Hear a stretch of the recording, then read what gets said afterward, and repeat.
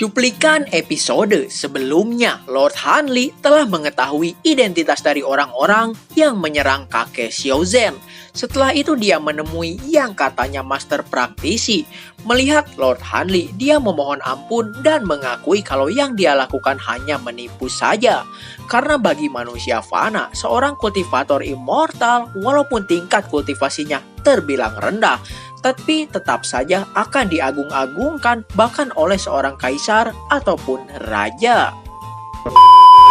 Halo semua, gimana kabarnya? Semoga pada sehat, badan maupun dompetnya. Di pembahasan Lord Hanli kita kali ini, ya ada beberapa misteri yang terpecahkan juga dalam dibalik penyerangan kultivator bebas selama ini.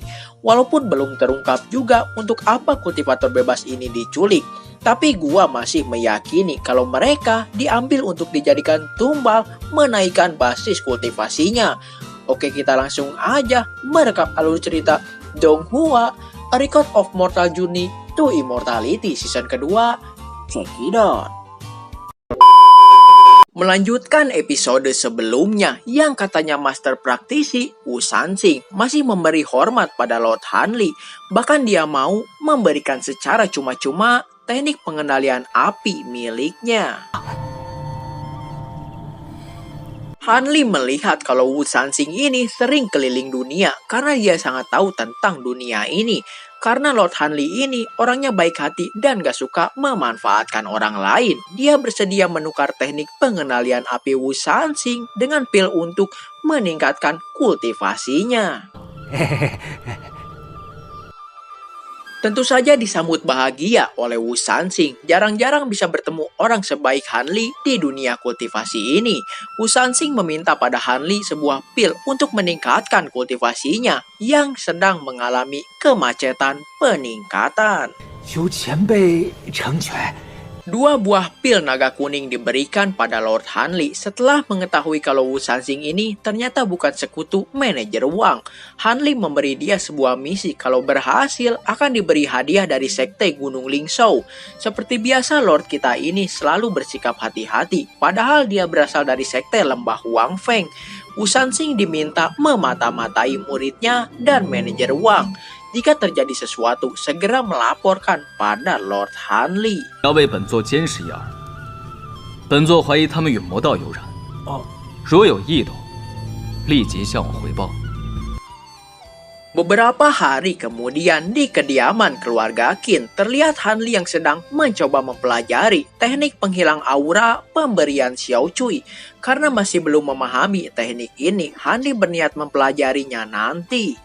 只能以后再伺机解读。 Sudah beberapa hari berlalu, tak ada berita dari Wu Sanxing. Tiba-tiba Hanli mengeluarkan mutiara pendeteksi cahaya ungu yang sepertinya telah terjadi sesuatu terhadap Wu Sanxing. Lalu Hanli pergi ke lokasi mutiara cahaya ungu berada. Dia menemukannya di bawah pohon, tetapi tak ada Wu Sanxing di sana. 不把凶多吉少了，这法器两两一对，相互感应，一损俱损，应该就是在这附近了。 果然在这里。 Hanli melihat apa yang terjadi pada Wu Sanxing. Ternyata dia diserang oleh orang yang sama telah membawa kakek Xiaozhen pergi. Setelah itu Lord Hanli memberikan pemakaman untuk menghormati sang master praktisi Wu Sanxing ini. 相儿，让事一场，送你一程吧。 Setelah Hanli pergi dari sana, ternyata di sana ada praktisi koplak Mengshan bersaudara yang selama ini telah memantau Lord Hanli. Kakak kedua berkata, seorang praktisi pembangunan pondasi ini sangat menakutkan. Kakak pertama berkata karena udah 2 jam berlalu, sepertinya mereka udah bisa keluar dari tempat persembunyiannya.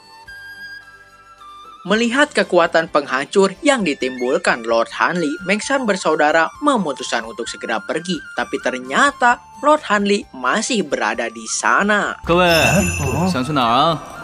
要不要本座送你们一程？ Mengshan bersaudara ditangkap oleh Hanli. Di cuplikan kali ini, kita diperlihatkan lagi bagaimana perbedaan kekuatan tahap pembangunan pondasi dan tahap pemurnian Qi.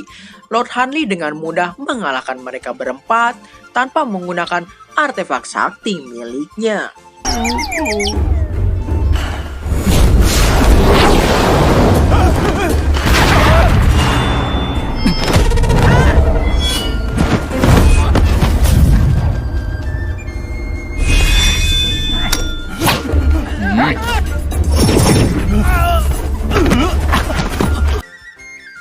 Setelah menunggu beberapa saat, kakak pertama Meng Shan mengakui kalau para kultivator bebas yang diculik, mereka semua sebenarnya belum mati. 那些个倒霉散星还没死呀！我都所说的，句句属实啊。 Kakak pertama mengetahui lokasi mereka dikurung saat ini. Kami Meng Shan bersaudara sangat setia dan jujur, ucapnya. Lord Hanli bertanya kemana saudara kelima mereka. Kakak kedua berkata saudara kelima masih belum ditemukan. Dia seharusnya tampan dan sopan. Menurut gua sih ini sebuah kode ya. Supaya Lord Hanli kita ini gabung jadi saudara kelima kultivator koplak ini. Ternyata 4 orang Meng Shan bersaudara ini dipaksa melakukannya. Kalau enggak, mereka pasti akan mati. Dalang dibalik semua ini bukanlah sekte 6 iblis, melainkan sekte aliran jahat. 背后的组织并非魔道六宗，而是黑煞教。 Para praktisi lepas ini setelah mereka dibawa pergi, jejak dan keberadaannya menghilang. Sekte aliran jahat telah melakukan hal ini selama bertahun-tahun lamanya, yang berarti ada banyak nyawa di tangan Meng Shan bersaudara ini, ucap Hanli. Mau bagaimana lagi karena mereka hanya menjalankan tugas dan gak pernah membunuh siapapun. Mengetahui Lord Hanli berasal dari sekte 7 fraksi utama, kakak pertama Meng Shan meminta Hanli melepas segel kutukan yang berada di dalam tubuh mereka dan berjanji akan membantu Hanli memusnahkan sekte aliran jahat. 被荡平者黑沙教。前辈，请慢。 Xin pindah ke manajer Wang dan pangeran yang berada di tempat pemakaman Wu Sanxing. Melihat kerja Meng Shan bersaudara ini nggak beres, Master Wang mengeluarkan pemicu segel kutukan darah dan bisa dipastikan Meng Shan bersaudara kali ini akan tewas. 这下他们不会多嘴了。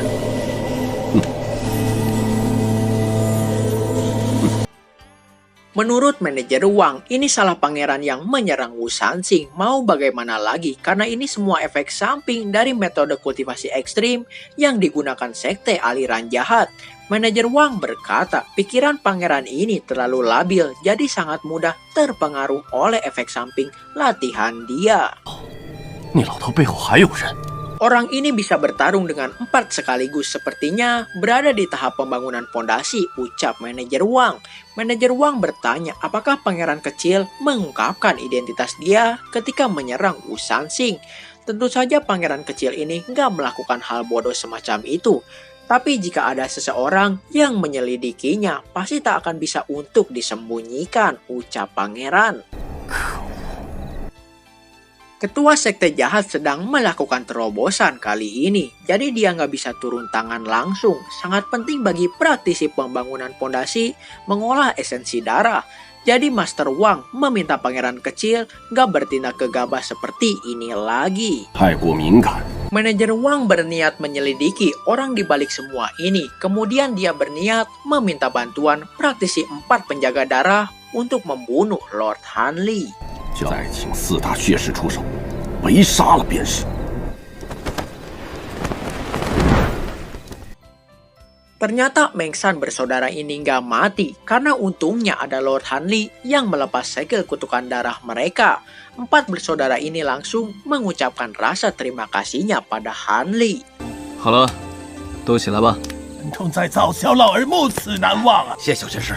Hanli berharap keputusan dia saat ini adalah benar. Meng Shan bersaudara berjanji kalau Hanli memberi perintah, mereka akan melakukannya walaupun itu sangat berbahaya. Hanli mulai berpikir sepertinya dia terlalu berhati-hati saat ini dan menyebabkan Wu Sanxing mati. Karena itu Hanli berniat mengirim surat untuk Guru Li mengenai situasinya saat ini. 错，不过保险起见，还是给师傅传个信吧。 Kakak pertama bertanya, jadi bagaimana situasi sekarang ini? Lord Hanli pun berkata, kita harus berurusan dengan ular berbisa licik yang memiliki 2 kepala. Tidak cukup memenggal 1 kepalanya saja, jadi harus keduanya sekaligus. 那一个头是不够的。 Kelemahan mereka sejauh ini, Hanli tahu identitas mereka, sedangkan mereka nggak tahu siapa itu Lord Hanli. Menurut Hanli kalau mereka pasti akan membuat jebakan supaya Hanli mengungkapkan identitasnya di hadapan mereka. 您的意思是？ 这我们自投罗网。反其道而行之， Lord Hanli mulai membuat taktik, memancing dua kepala ular lalu membunuhnya. Kakak pertama berkata kalau taktik yang dibuat Lord Hanli ini sangat menakjubkan. Dia bertanya lalu apa yang akan kita lakukan selanjutnya. Lord Hanli pun berkata bukan kita yang melakukannya tapi kalian. Tiba-tiba Mengsan bersaudara ini auto tegang, keringat dingin pun keluar. Karena Lord Hanli menginginkan mereka berempat jadi umpan memancing ular berbisa ini.